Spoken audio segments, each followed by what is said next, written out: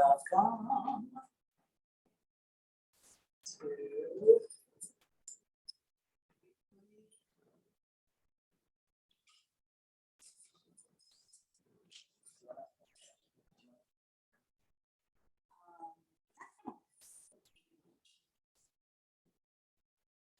weekly soul talks. This is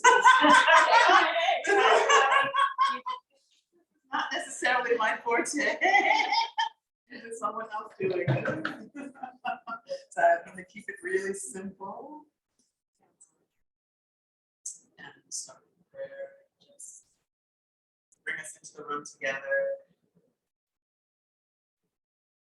A lot going on during the week, weekends. Things going well, not going as well as we'd like. Stresses, other things.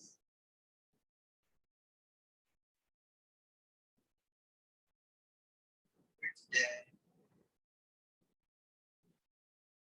spend 2 hours. That's an eternal.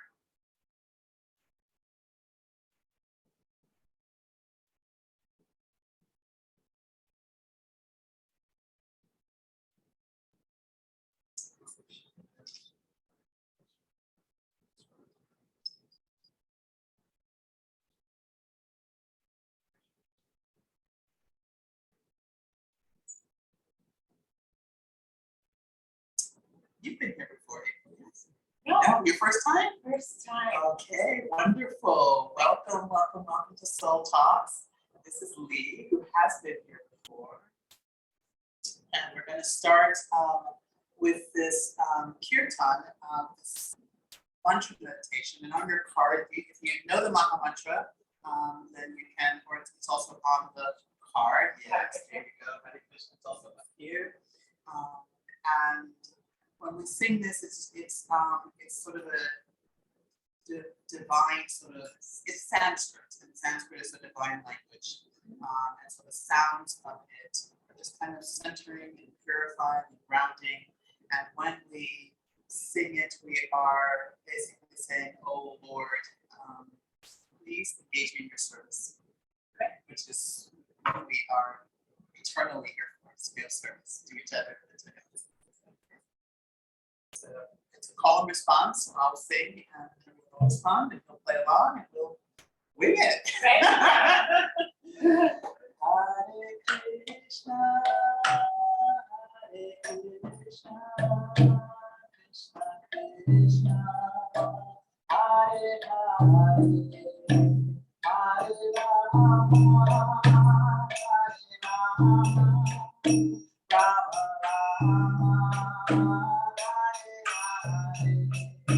Hare Krishna, Hare Krishna, Krishna Krishna, Hare Hare, Hare Rama, Hare Rama, Rama Rama, Hare Hare, Hare Krishna, Hare Krishna, Krishna Krishna, Hare Hare, Hare Rama, Hare Rama, Rama Rama, Hare Hare, Hare Krishna, Hare Krishna, Krishna Krishna, Hare Hare, Hare Rama, Hare Rama,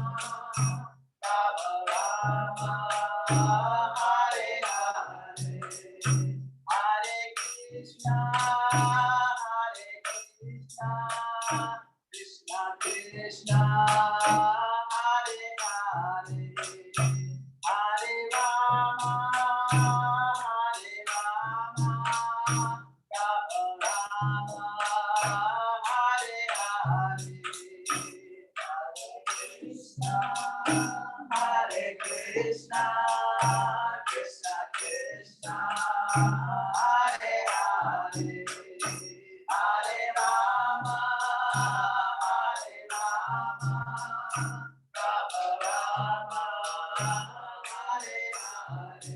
Krishna, Krishna Krishna, Hare Hare, Hare Rama, Rama Rama, Hare Hare, Hare Krishna, Krishna Krishna, Hare Hare, Hare Rama, Hare Hare,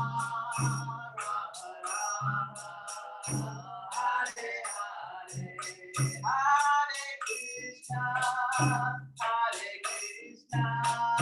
Krishna Krishna, Hare Hare, Hare Rama, Hare Krishna, Krishna Krishna, Hare Hare, Hare Rama, Hare Hare,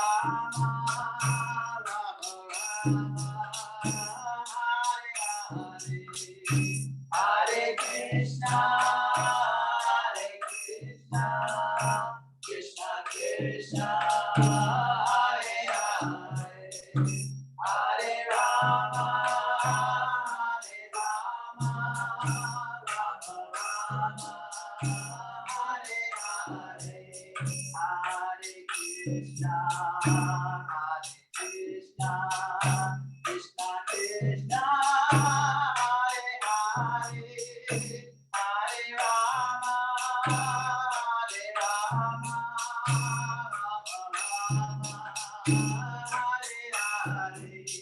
Hare Krishna, Krishna Krishna, Hare Hare, Hare Rama, Hare Krishna, Krishna Krishna, Hare Hare, Hare Rama, Hare Hare,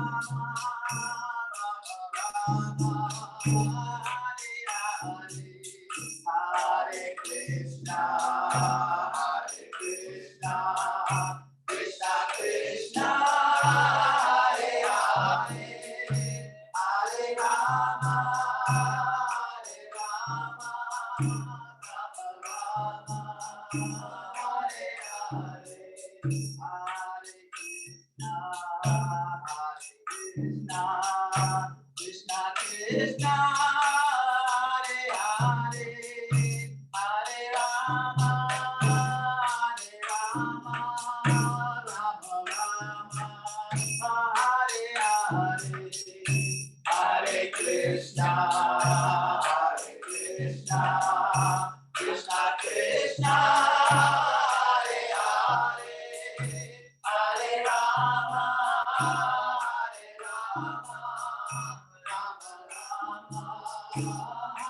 Hare, Hare Krishna, Krishna Krishna, Hare Hare, Hare Rama, Rama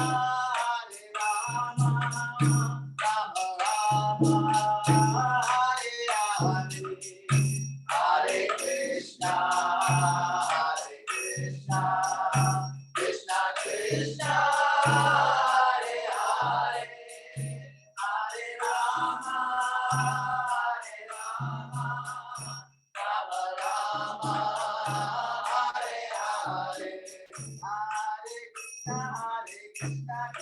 Krishna, Hare Hare, Hare Rama, Rama Hare Hare, Hare Krishna, Krishna Krishna, Hare Hare, Hare Rama, Rama Hare Hare, Hare Krishna, Krishna Krishna, Hare Hare, Hare Rama, Rama Hare Hare, Hare Krishna, Krishna Hare Hare, Hare Rama, Hare Hare, Hare Krishna, Krishna Hare Hare, Hare Rama, Hare Hare, Hare Krishna, Krishna Hare Hare, Hare Rama,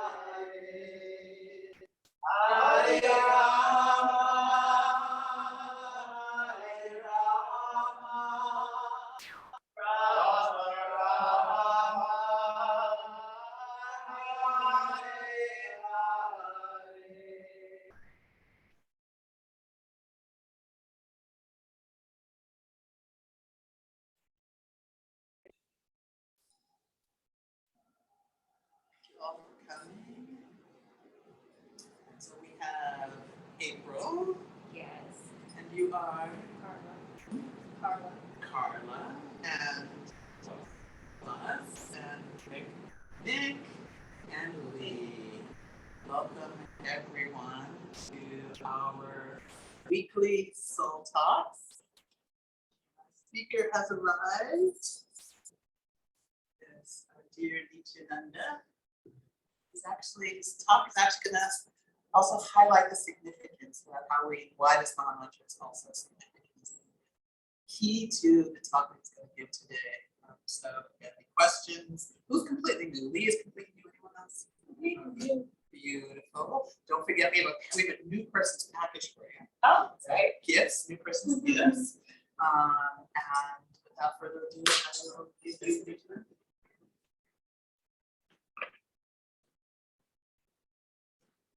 Welcome, everybody. Your name is April. April, and who's Lee? Lee. Okay. I said you're new guest. I'm on it. Right now, April's new. April's new. Lee is not new. Sri Radhika, Australia. Carla. Welcome. So today's talk is called From Nothing to Love. And it's a little bit of history. It's a little bit of thought transformation. It's a little bit of math. It's a lot of different things together. First question, any of you been on like a long vacation? Where'd you go? India, Thailand, Indonesia. Oh my God. Did you ever get mugged by monkeys? in India? No, No? but I heard about it in Thailand, especially. Thailand.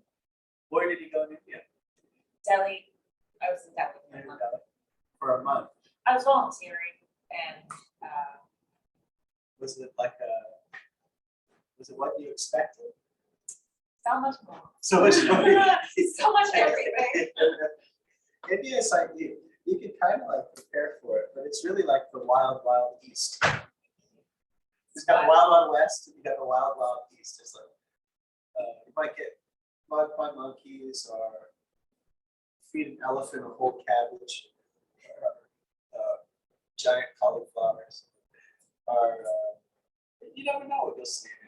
Like you see the video of the guy where he's throwing bricks in the air, 2 at a time, and he's catching them like 4 feet in the air on his head, not because he's a performer, but because he's a construction worker. Tosses bricks, and he has a staff 4 or 5 feet in the air, and then he walks a plank across a boat with this 6-7 foot stack, and the stack gets even taller than him. He's just carrying out hundreds of pounds worth of bricks on his head. All kinds of adventures you get to see. And who else did something? So you went to Thailand also. Vedic Indian culture. Studying that way. This is probably, I'm sure you're a big traveler. Yeah. Mayapur, everywhere. She's a Krishna kid. They go everywhere. My daughter, I just dropped her off at the airport this morning. She's 14 and she's going on a Krishna girls it's kind of like a camping summer trip. They have like buses with kind of like twin with double decker mattresses Sleeping apartments. yeah, all like they built it themselves. And so they go to they'll come here for the big, huge festival that's happening next week. So she's flying there, and then she's coming right back to New York. But then they're going to like hiking, rafting, this festival, that festival, Kirtan festival in West Virginia. Any other travelers? Right. Big traveler. Nice. All over. Want to share some? India as well. India. London down to Bali, Do you ever see the Balinese the dancing? Yes. Oh my God. Yes. The fire. Yes. Launch Yes. fire. Yes. It's so rough. Bali, you get all the stories, you get wrapped in the mind, you get all the stories. Migrations of people. Yeah. Stories. Garuda is a big there in Bali. Actually, what is the Garuda Airlines even goes to Bali? There's some airlines named after Garuda. So your biggest trip was 3 months? 2 months? Biggest trip was probably a month and a half. Usually it takes. Did you keep all your like appliances at home plugged in, or did you start unplugging some stuff like Refrigerator, things like that.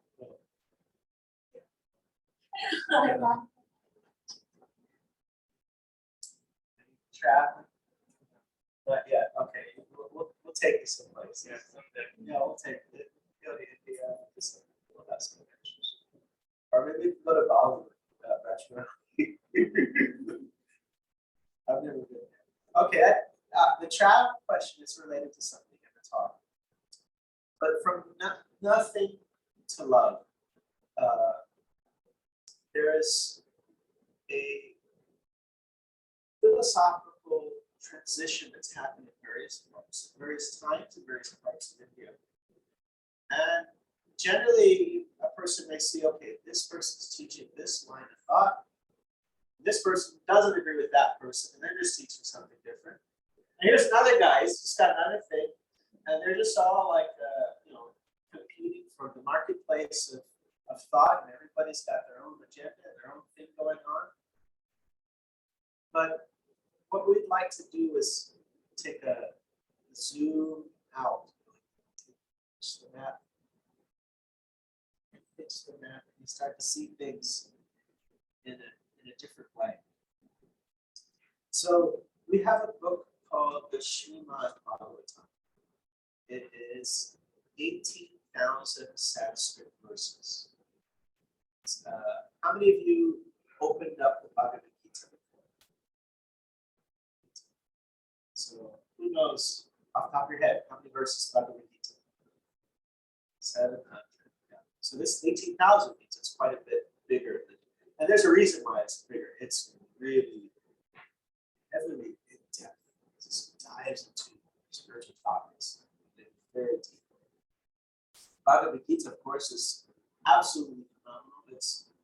Even though in some senses it's considered like, okay, here's your foundation, and this is where you start from. The ideas that are present there are, they're revolutionary. Even the most basic thing, that the soul is different from the body. Like, what? People never even heard of this before. Like, I'm different from my body? No, yeah, you're not American. Confirmation there. Confirmational sneeze. We're not American.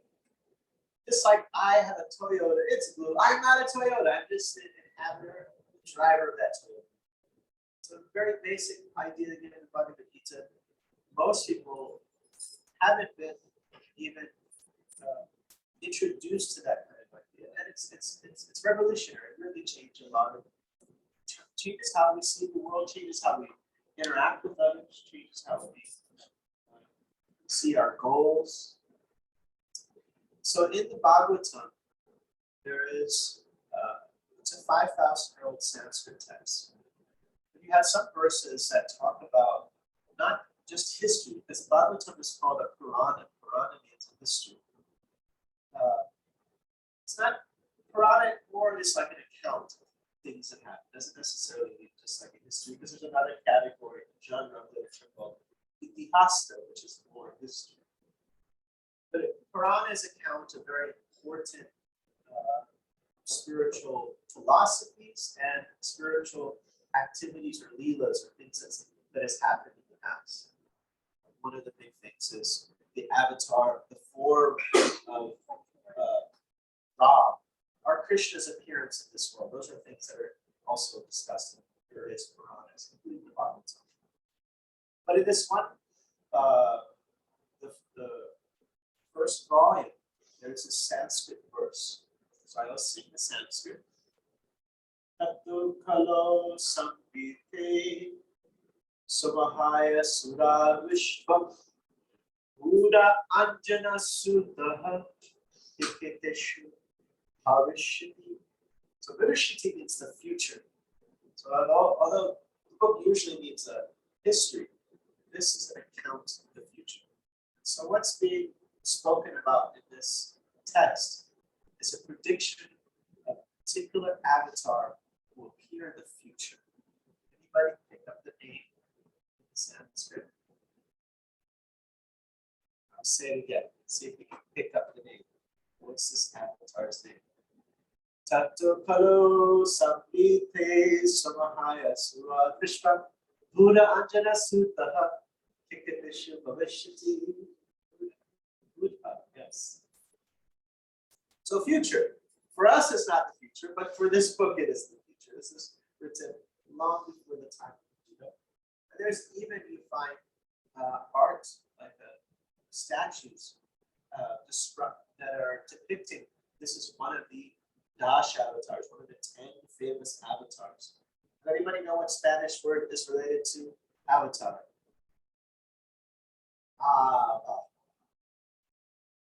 Avatar means when divinity comes down to this world. avatar.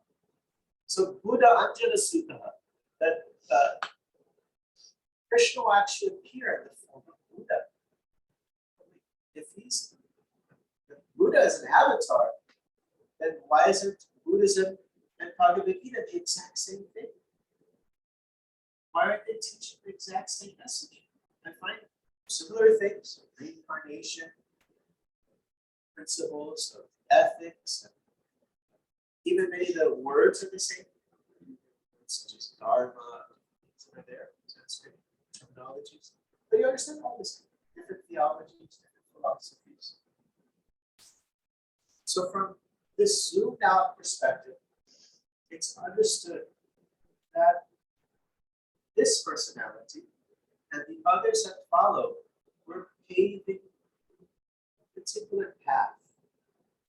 We're actually helping people along particular stages and progressions of thought. So, does anybody know what is one of the, I can ask, these two familiar. What are some of the core beliefs of Buddhism? Emptiness. Isn't one of them like this suffering? Oh, the four noble truths. Yeah, that's one of them. Yes, that's true. Oh, it's personal. Non-theistic. Non-theistic. Okay. Karmic There's a philosophy of karma that you might not find in like Abrahamic tradition. How about ethically? What are some of the elements that would be there? No harmony. It may be not as prevalent in modern terms, but if you look very old classical Buddhism, ahimsa, non-harming was very important. So, four noble truths. What the first noble truth of Buddhism is? The world is full of suffering, problems. There's mosquitoes. There's 4 train, express train suspension for the weekend. Thought you're going to be here early. You arrived late. You're supposed to get the talk. Could have been helping with the drum. And she needed help. Oh, you're good. I'm sure we could probably whine and talk about all the visceral things for a long time. It's a little bit of a hobby, actually, to talk about visceral things. We sometimes get a little bit too much into well with me. But yeah, your world has suffering. And second noble truth is Buddhism.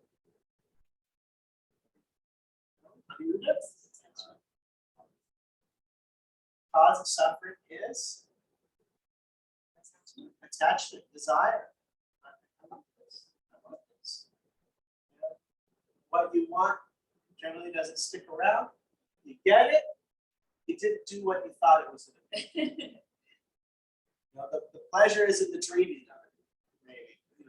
Not really obtaining, but more in the process of just dreaming about it. Or you don't get it, you're unhappy. You get it, you lose it, you're unhappy. So it's like you get it, you want more. You get a little greedy, or you get fearful of loss, losing it, anger, frustration. There's some sense of there's these things exist in this world. There's 20 of these things happen. So what is full of suffering signs that are rooted in this attachment, desire. And then the next one he says, you stop suffering, when you stop in the desire. You become shunyata. Shunyata. Vishesha shunyavadi. Shunyata. It's the Sanskrit word for a particular number. What number is that, Sri Radhika? You get guess? You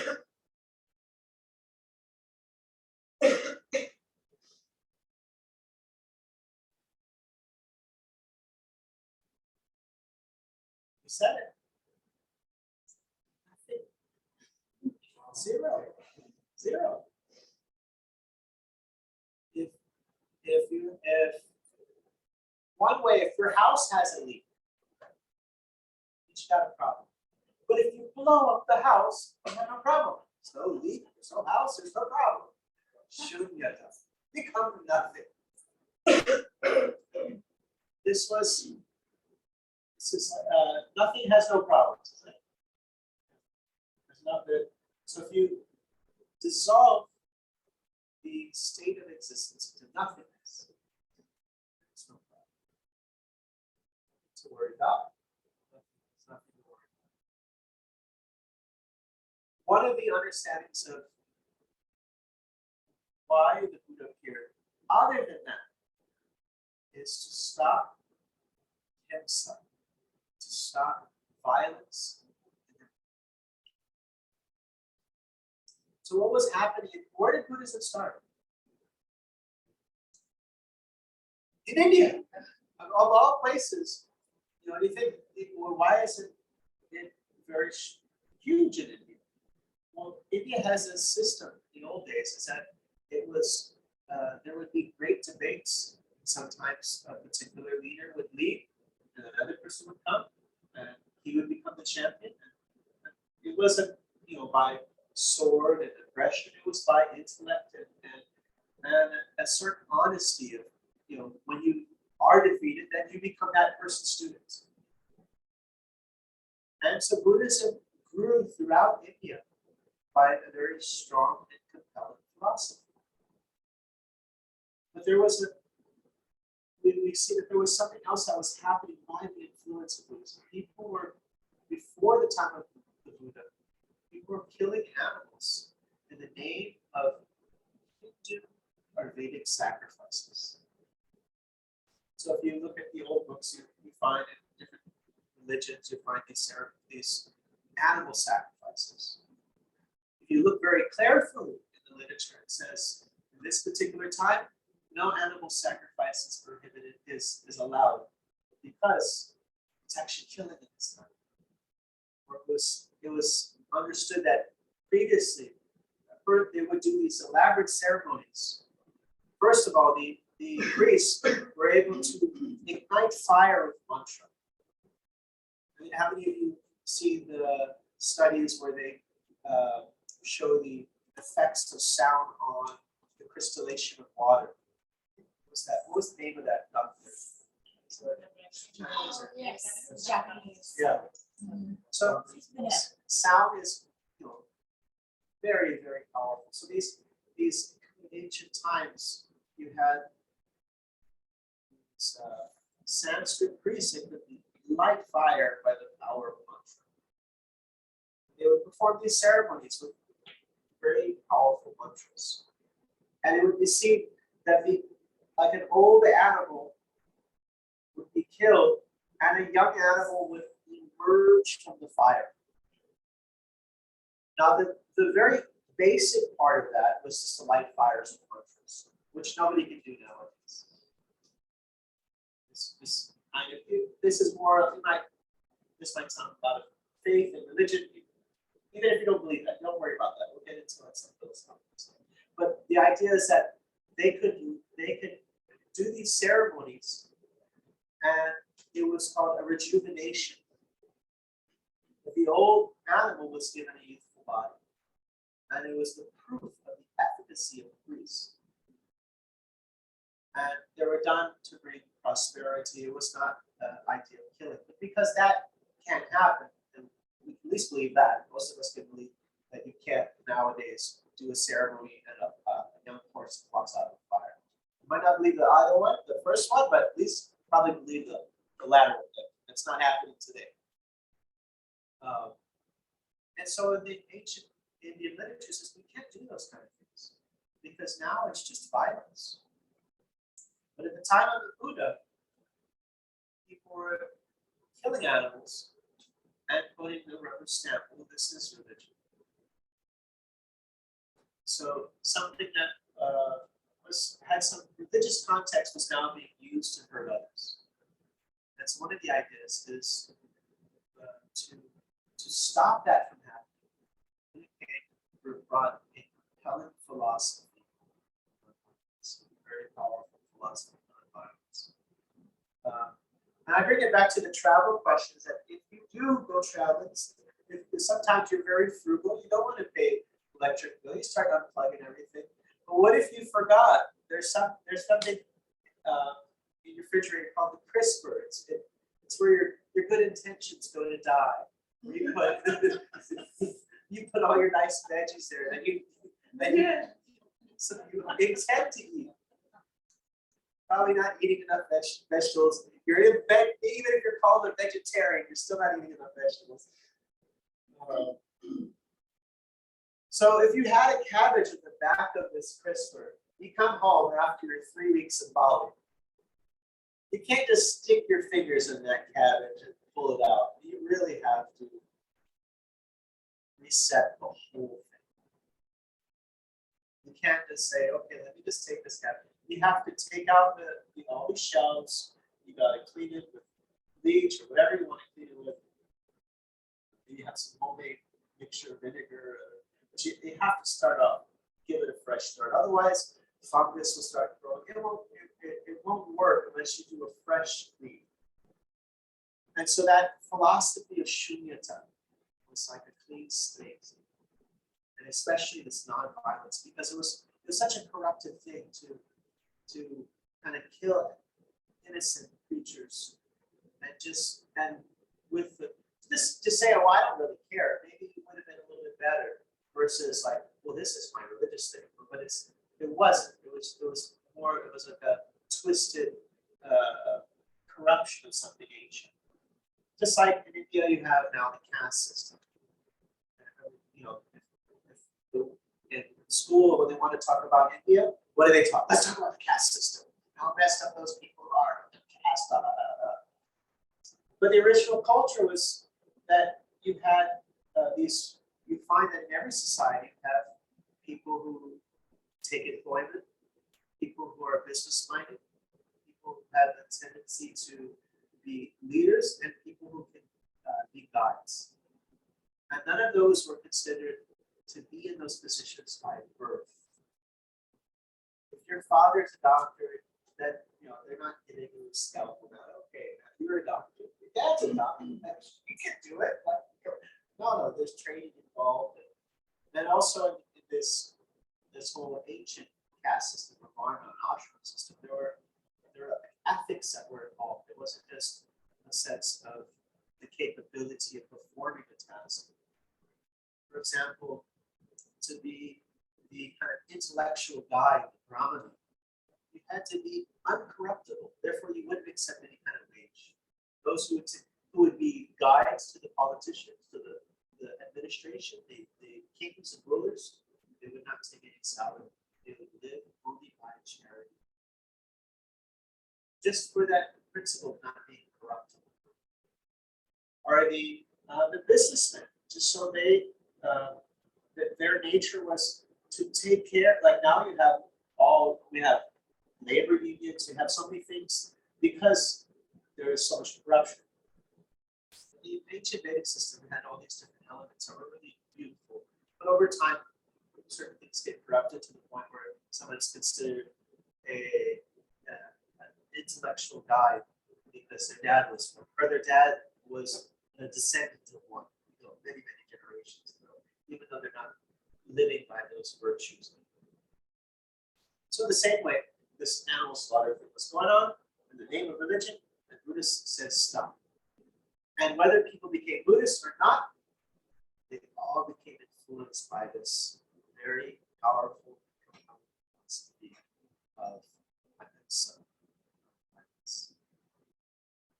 So that's the clean slate. So once you put a clean slate, you may want to rebuild. You might want to put things back into place. after the Buddha came another teacher. His name is Shankaracharya. Shankaracharya, his name might not sound familiar, but the ideas that he presents probably sound very familiar. How many of you heard it's all one?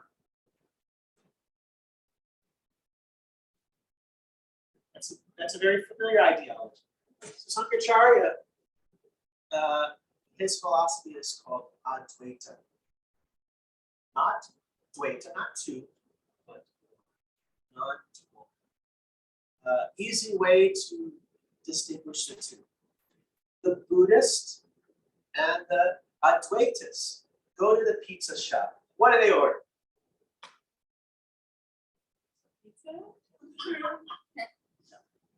Make me one with nothing, and One with that. make me one with everything. So that's how their Oh, philosophy that is. is so corny. Oh my gosh. Oh my gosh. So I saw Stephen Colbert trying to tell this joke to the Dalai Lama, but he didn't tell it right. He said, "Make me one with everything" to the Dalai Lama, which is not that's the other gentleman's philosophy. So there's that. It's an easy way to understand how they're different. They're very similar. So the idea is shunyata is to dissolve your existence, to become non-existent. Then you have no problems. I'm not an expert on Buddhism, so if I've made any mistakes, please forgive me. It's just as far as I understand. And Shankaracharya presented another element which I would consider a little higher. Beyond the nothingness is a spiritual substance, a oneness, an energy. It's described that beyond the realm of material existence, there's a thin layer of nothingness. Vaitarani, or Viraja. You go beyond that, there's what's called Brahman, all-pervasive light, energy, oneness. And so Shankaracharya, from my understanding, is taking it a step up. That you do exist, but not as an individual. You're just part of this oneness.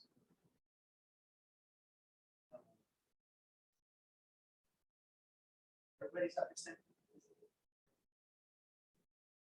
So that element of Atma. Atma is the Sanskrit word for alma. Anybody speak Spanish? Alma. Alma, soul. So Buddha has a famous, what is it called? The Gospel of the Atma. He has a famous speech that he gives that is titled "The Non-Existence of the Soul."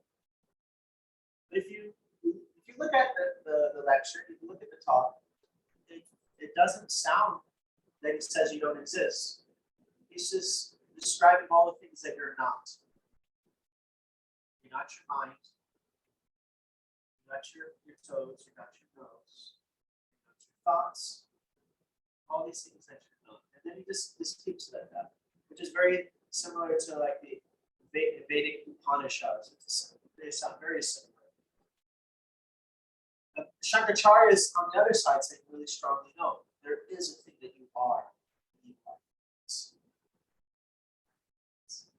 the famous Shankaracharya chant or motto. So Buddha came, taught Shunyata, and Shankaracharya taught oneness. Voidism, and then oneness. Monism. Voidism, monism. And then came another teacher after. Two famous ones. There are four famous ones, but two very famous ones. One is named Ramanuja, who just had his anniversary, 1,000-year anniversary, 2 years ago. 1,000-year anniversary. And Madhvacharya, who's from our particular lineage teachers. And they taught not zero, not one, But two, it even had like that. That was like this symbol. Now, Buddhism is not considered Hindu or Vedic or based anchored in like the old literature of India. Shankaracharya, however, is, and so he's not only establishing his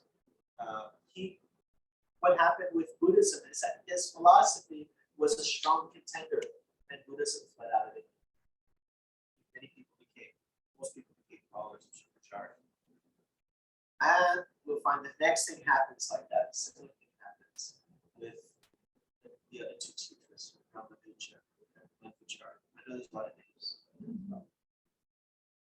So these personalities, they argue that you're saying it's all one on the basis of literature that says that you exist as an individual.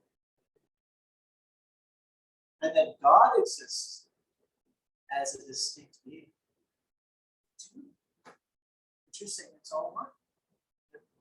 That there is no personality.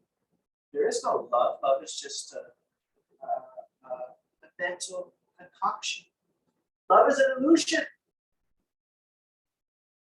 Don't be an illusion. That's the Shankaracharya philosophy. Don't be in this illusory state. Being absorbed in the emotions of the mind. It's just all part of the mind. We're all just one. I'm you, you are me. It's just one absolute existence without any variety. So now the thing about these later teachers, they're all kind of, it's like lawyers debating, but they debate on the basis of like previous law cases. They have an axiomatic thing that they're agreeing to kind of hold their truth to. So Shankaracharya is agreeing with, I'm basing my presentation on the basis of Vedanta, the ancient literature of India. So the same way, Madhvacharya, he came around and said, well, if you look at the literature, it talks really clearly about the existence of a personal being. If you are a person, if you open up the Bhagavad Gita, many of you said you've opened it up. The first thing that Krishna says, first Arjuna is just like freaking out. And then the first thing that Krishna says, he says, Natvevaham jatu nasham. Never was a time when I did not exist, nor you, nor all these kings, nor in the future shall any of us cease to be. So this non-material individuality of the Atma is being cleared up, being expressed there. As we did in my previous class, with chapter 15, Krishna says, Devam Sho Jivaloke, Jivabhuta Sanatana. My parts, the souls, are eternally my functions, they're my fragments, they're eternally individual beings. And then in a later chapter, it talks about the personality side. So in Madhvacharya, he wrote a book called Mayavada Shatadushani, which is 100 arguments against those monists. 100 arguments against monism, oneness. And he did this because it was to pave the way to the idea that there is something called love that's not material. That's not just in your mind. There is an idea of divine love. And so one of the arguments in that book, there's all these different arguments. If you study language, you'll notice that some words have different meanings. And in Sanskrit, if you have a word that needs, if it says like the weapons walked in, you look at that sentence, you see the words, you say, well, it doesn't sound very clear what's being indicated here. So if you look at the secondary use of those words, According to the Urukti dictionary, that dictionary, or all the grammatical rules, it means soldiers with weapons walked in. So that's like using a secondary meaning when the first meaning is unclear. But when you have a sentence where the first meaning is clear, and you say, I'm not going to pay attention to that. Let me see what the secondary meaning is. Then it starts to become like divisive. So what Shankaracharya did is that he kind of bridged the gap between the non-theism. Who mentioned that it's not theistic? About Buddhism. You mentioned that there's no God at all. So Buddhism is like they clearly say no God. There's no soul. It's just kind of a clean slate. And then Shankaracharya, he's going to bring in that kind of Vedic Hindu literature, that kind of basis of philosophy, but not all of it. Because if you look at all of it, there is God, there is love, there is personalism. So just kind of a baby step out of that. Okay, you can still merge not into the nothingness, you can merge into the oneness.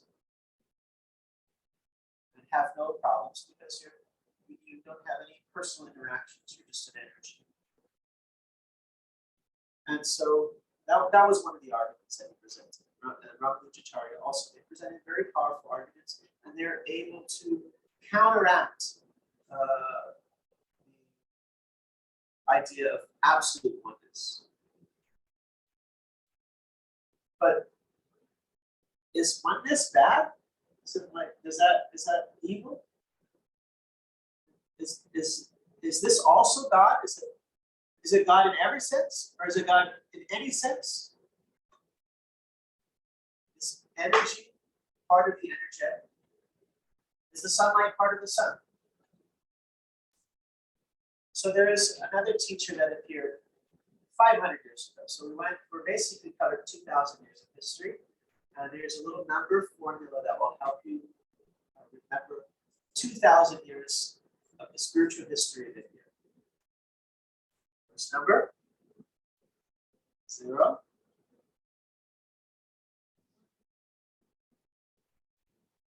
And 1 and 2. So personality came 500 years ago in Chaitanya Mahaprabhu. And he presented, I know I'm saying a lot of Sanskrit, so please bear with me. He presented what is called Achintya Veda, Aveda Tattva. The truth, Tattva, of simultaneous difference and oneness. And it is achintya, it is inconceivable, it is paradoxical. And we have things that are similar, but they're not absolutely similar. Therefore, it's paradoxical. The sun, where's the demarcation line of where the sun begins? Is that the sun? Yes. Is it the sun? No. It's like, where does it start? You have the power and the powerhouse, the energy, the energetic. When we see the sun shine, we don't say, oh, the shine. We understand that there is a connection to something else. The sun. So we say sunshine. Yes, sir. So this reminds me of one of spirituality versus science.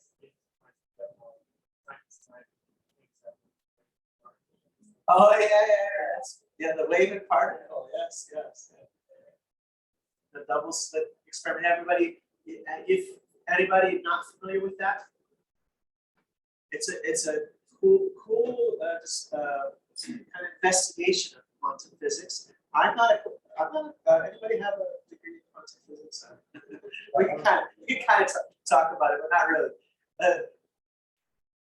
I've heard this statement like if someone can like simplify something, like dumb it down, well, sometimes you can't. Like rocket science, no, you can't.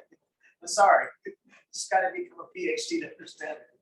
But yeah, the quantum physics it's this really interesting thing where when there's an observer involved, the experiment actually gives a different result. Yeah, so, listen, I watched the YouTube video. Yes. where I don't have that kind of theory, but I guess this guy has some kind of physics to explain that, because when you observe something, even with a camera, we have to do with the photons to it, so the photons they act on the particle that what's happening is it's a wave. It's crazy. It's giving a scientific credence to the idea of consciousness. Like one scientist, how many of you have ever had the feeling of being stared at? And then you looked and it was happening. Now, are we taught that energy comes out of the eyes? If you go to NYU and say, oh, energy comes out of your eyes. Get this guy out of here. Now, one scientist was like, is it scientific to ignore something that everybody in the world experiences and not investigation? Is that really a very broad way to see this world? So it's kind of, I was told that this doesn't happen, so I'm not gonna, even though everybody had, so what he discovered is that the brain is like it's not he discovered that, everybody knew, all the scientists knew that the brain emits waves, like you know, they have there's like an EEG for the heart. What is the one for the head? Well, there's one that it picks up. You know, they have a little EKG maybe. We'll just guess for now. So maybe watch the video. You're wrong. If you stop thinking of a person as a human being with and just recognize that this thing does emit a frequency that is detectable by machines, and that frequency, the strength of that frequency, can not only travel yards, it can travel miles. Any other instrument that's doing the same thing that the brain is doing, it will do the same thing. It will travel for great distances. It's very fine, so it's mixed with all kinds of other pollution of other frequencies. But by the strength that it has, it can travel. And so what he discovered is that it can't be focused with vision, the brain waves. It can't be put into a focal point. Therefore, you could be looking at somebody 50 yards away, or someone could be looking at you 50 yards away, and you can know that that person's looking at you. Your eyes don't have that ability to distinguish. Are they look? But you somehow know that person's looking at me. Far away, you can kind of tell without it actually being a vision. So there's a lot of different subtle things that can be investigated if people are open-minded. Like I saw this, who's the guy who did the Marvel, he was always the cameo in all the films. Stanley. So he did a cool show called Superhumans. And he was going around the world finding people who had amazing abilities. So he had this one guy, they shot a BB gun at him, which is not as fast as a real gun, but you can't see anything. And he could cut the BB in half with a samurai sword. They had stop motion camera, and they put him on a video game for like some his reflexes. It was nothing special, but you put the gun in front of him and a sword because of BB in half. So there's all there's all kinds of different things happening with their body and minds. So back to where were we? Shankara, Lord Chaitanya Mahaprabhu appeared 500 years ago, and he brought in this concept that there is a simultaneous oneness and a simultaneous distinction or individuality or beingness between the soul and God, between God and matter, between God and all the various energies. You have the material energy that is not conscious. You have the spiritual energy, or the souls. You have the transcendental energy in the spiritual world, and that God has a connection and a distinction between those two. And what does that afford? That affords the possibility of love. Because we can't have love with oneness. Love is an exchange, a relationship. It is an interaction. Like I saw, someone had a shirt that said, all one, no fun. Love means two. And they had two. They had like a symbol, like a two, kind of like a swan, and the two came together and they were like a nice little. And so the reasons why Madhvacharya, Shankaracharya, Ramanuja, they spoke because it was to defeat the other. It was not necessarily out of a sense of envy or we're better, but it was okay. Now let's bring people up. What else is there? Are we at the final culmination of understanding? And so the idea in Bhagavad Gita is that love is the final understanding. And that can go deeper and deeper and deeper, different levels of understanding. Yes. The other thing is I know quite a few people who are in the Baha'i faith, the Baha'i religion, and Baha'is, I'm not quite an expert on that, but essentially they believe that like each sort of prophet, if you will, like Buddha and Jesus said, they were all like divine messengers for their time, like if you deliver the message that was relevant for that culture or whatever at the time. But then, as time goes on, when there's like a new person, I think kind of an updated message, so to speak. So that's kind of what they do, like each prophet from each religion is important.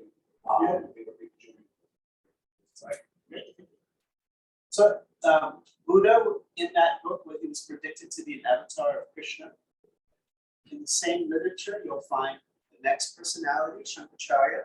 He's an avatar of Lord Shiva. It's another divine being. Madhvacharya, an avatar of Hanuman. So these are all, they're not necessarily okay. And tag, they're all coming with the same purpose, as you're saying. One is bring it up to here. Sometimes you have personalities that are.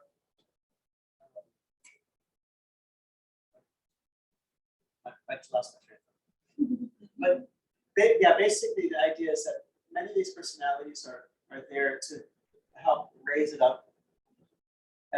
Like for example, Jesus didn't come to teach a new philosophy. He kind of really taught there is a jewel in the tradition that you get to uncover. It's not like I'm teaching you different. I'm coming with another religion. But rather there's a jewel in it that you haven't really excavated, and that is to love God. That's when you aim at that, then everything is being satisfied. It's like when you water the root of a tree, all the limbs, all the leaves, all the branches, everything is getting nourished. Everything is getting what it needs. And so that process or that path of devotion is considered like that's the bhakti, the not only the end game, but it's the beginning game as well. And if you start with that, then it's instead of taking the elevator or the stairs, you're in the elevator, or you're in the escalator. It's a very quick way to the end because you're already tapping into the end. And so why do you love? Why you engage with bhakti? Why do you engage with devotion? So you get more devotion. That's it. It's not even a path of like business, like, oh God, you give me this, I give you that. I don't need it, actually. It's a path of just of deep affection. For example, there was a devotee, a great saint, 5,000 years ago, Vidura. He and his wife had a supreme being at his house for dinner. And his wife was so excited, she peeled the banana, threw out the banana, gave him the peel. Krishna was like, so in the Gita, Krishna talks about how potent this path of devotion is that it's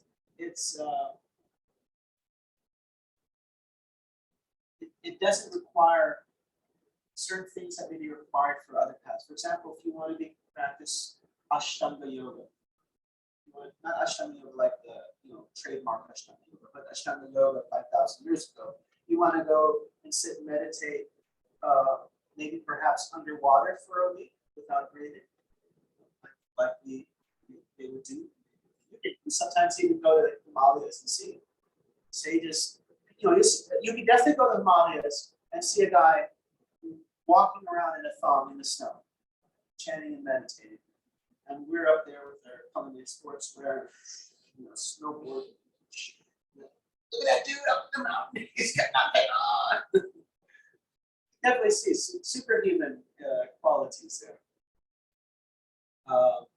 But that means you have to have so much kind of mental grit, this whole strong mental fortitude. But devotion, you can be, you can just put your heart into something. You don't have to be a powerful yogi.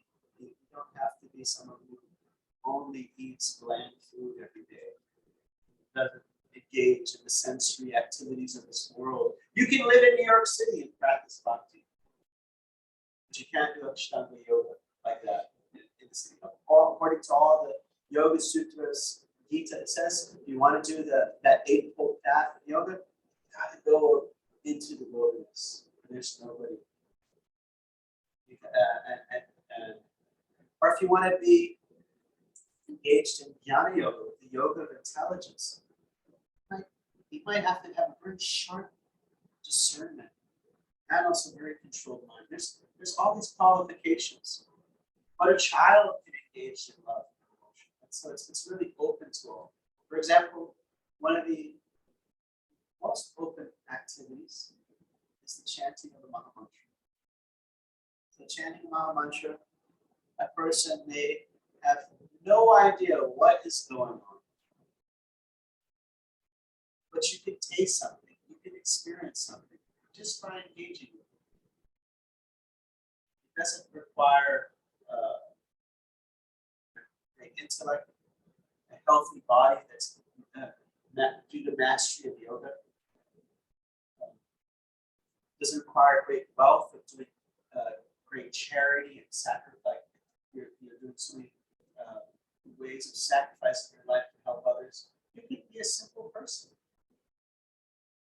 You can work at Costco and still completely engaged in love. So this mantra, Hare Krishna mantra, repeat after me. Hare Krishna, Hare Krishna, Hare Krishna, Hare Krishna, Krishna Krishna, Krishna Krishna, Hare Hare, Hare Hare, Hare Rama, Hare Rama, Hare Rama, Hare Rama, Rama Rama, Rama Rama, Hare Hare, Hare Hare. This is the call of the soul. Please connect me in that loving exchange. I'm really not so invested in the idea of enjoying the temporary anymore. I want something different. Please connect me to that exchange of love and devotion. And you'll find in the spiritual world that there's a competition between the soul and God. They're always competing against each other. Who can outlove the other? It's a whole, they're romancing God constantly. And it's very beautiful. And it's actually Ananda Buddhi Vardhanam. It's ever increasing because of that competition of out romancing the other.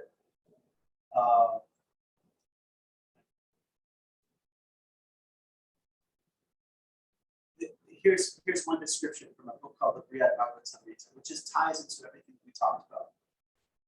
The Brihad Bhagavatamrita, it's a summary of that 18,000 Sanskrit verse book. And it summarizes it. That's usually comes in 18 thick volumes of Srimad Bhagavatam. Brihad Bhagavatamrita comes into 3 thick volumes. There's even a little one, a lighter one called Lagu. Riyadh means to penetrate. Lagu means light. That one's even one book that's giving the essence of the 18 volumes. That's a nice one too. So in the Riyadh Bhagavatamrita, it describes that their place is better than Earth in the material universe. There are heavenly abodes of the devas, the demigods, even abodes of the sages. So he says, if you take the pleasure you find on Earth, you multiply that thousands of times, then you get the pleasure of Janaloka. You take that pleasure, multiply that thousands of times, and you get the pleasure of Satyaloka. You take that pleasure, you multiply that 1,000 times, and you get next loka. Then you take that pleasure, you multiply that 1,000 times, and you got Brahma loka. You take all the pleasure there, and you multiply that 1,000 times. That's the pleasure of Brahman, that oneness, that merging into the oneness. Oh man, what am I hanging out here for?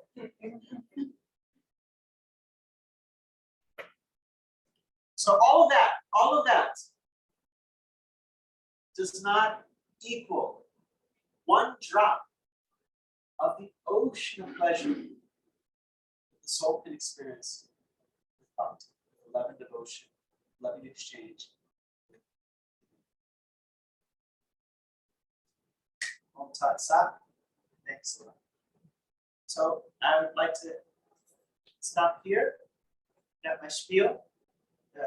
Questions, dig in, or also if you have takeaways. What are you going to take home?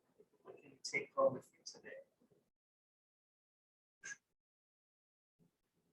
Yes. Well, I would say, like the idea of like oneness and duality not necessarily being in conflict.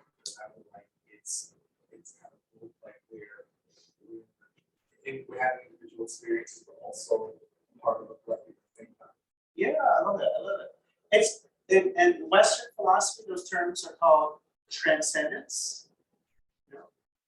Oil and water. Not.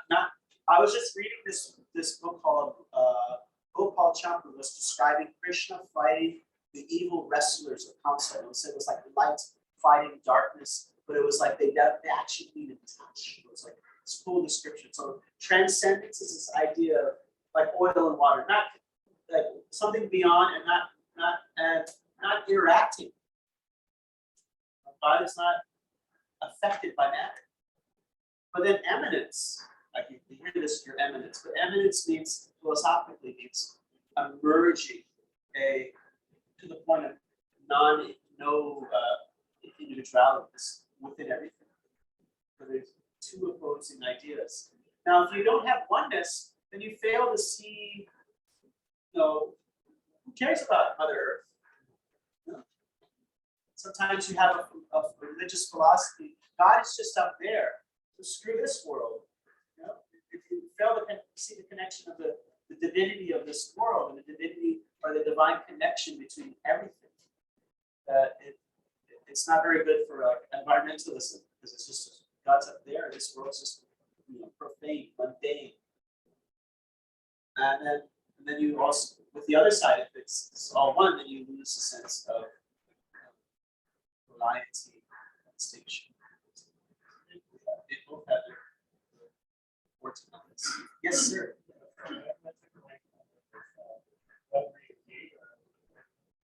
You always take up the perspective of there's usually like here, everybody here, sure, everyone. Okay. That's why the book Journey Home is so cool because he meets all these teachers and just in a very sweet way, shares what he learned from each one on his. It's really sweet.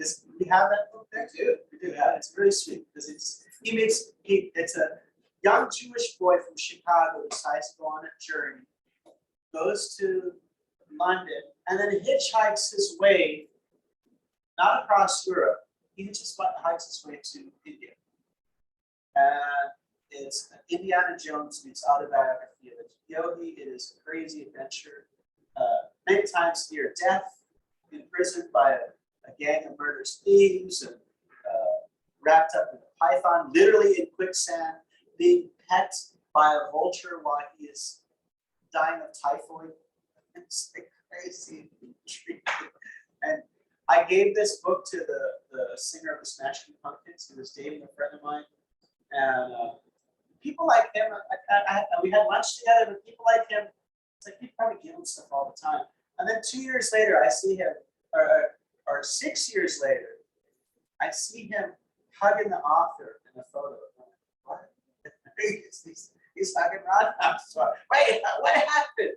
And finally, he read the book several times. He said totally. And then he's like, so people started sending me videos where he's being interviewed. You see how this book completely changed his life. And he started calling people up, apologizing for it. I'm sorry, I was a jerk.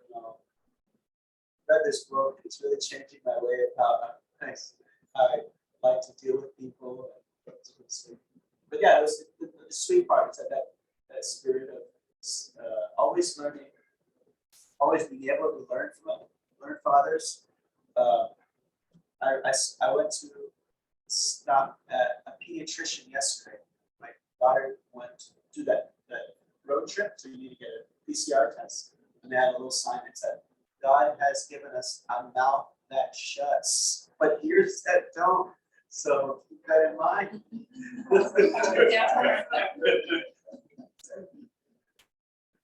Wow. No, I was just teaching a class of seventh graders. Oh, say. Communication, how we could solve a lot of problems when we learn how to communicate.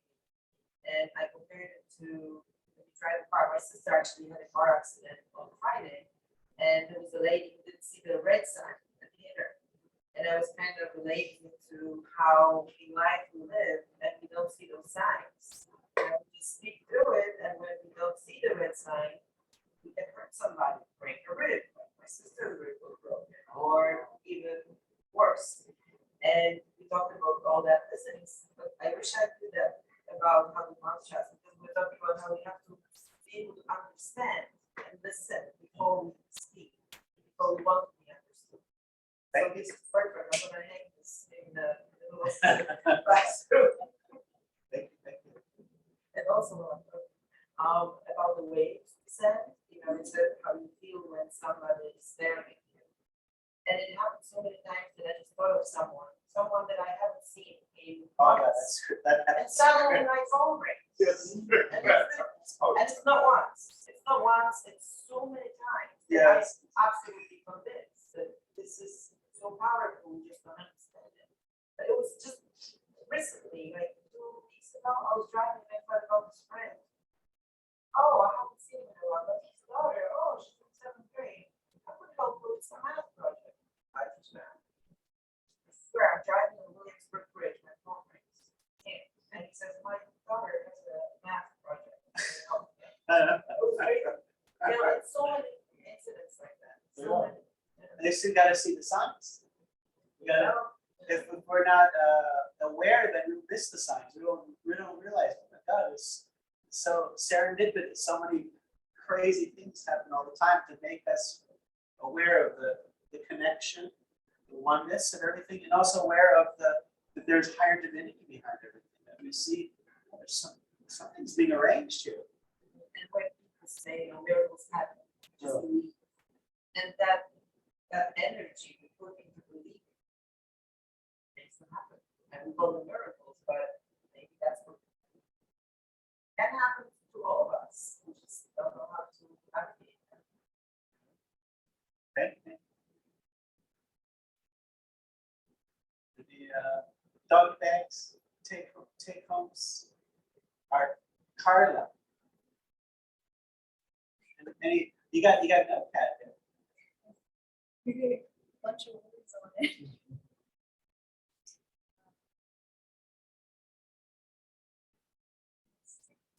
But I really love the idea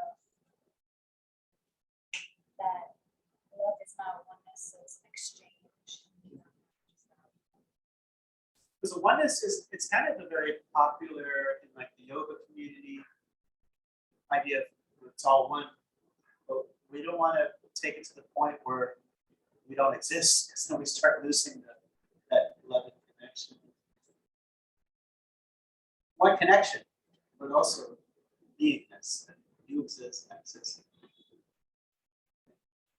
All right, I think we're ready for our final kirtan. So I played redundant, would you? That's how we do it? You can play whichever you want to. Okay.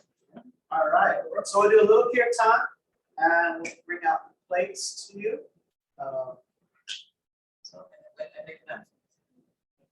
And then, yes, so at the end, so I tell you take all the green stuff by the elevator. And Let me talk about it. I'll put the kirtan and then talk about it.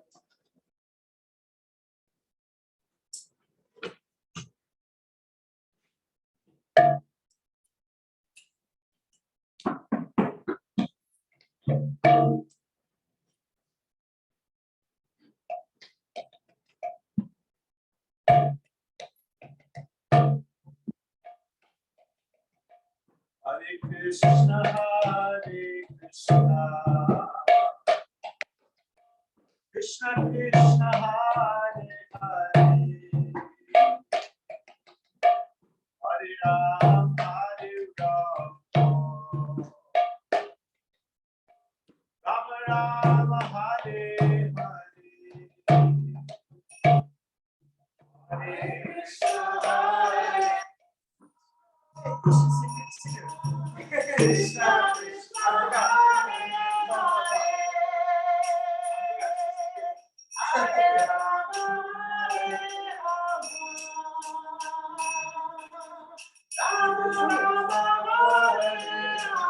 all right.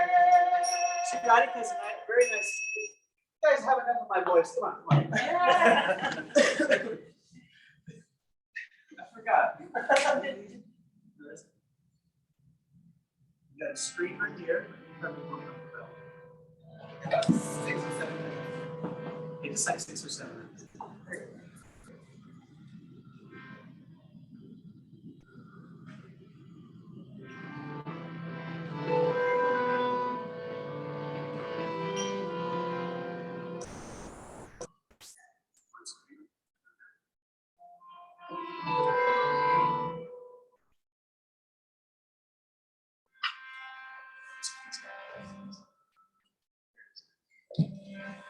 Hare Krishna, Hare Krishna, Krishna Krishna,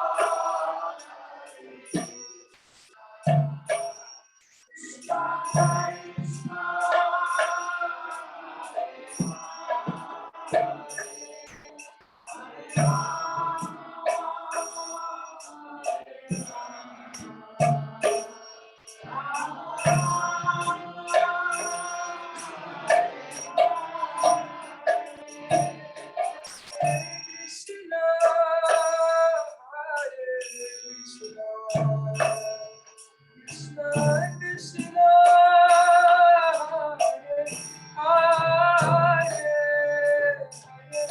Rama,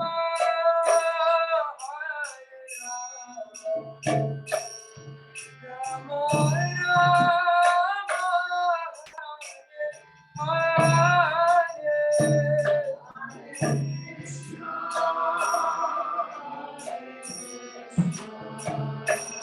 Rama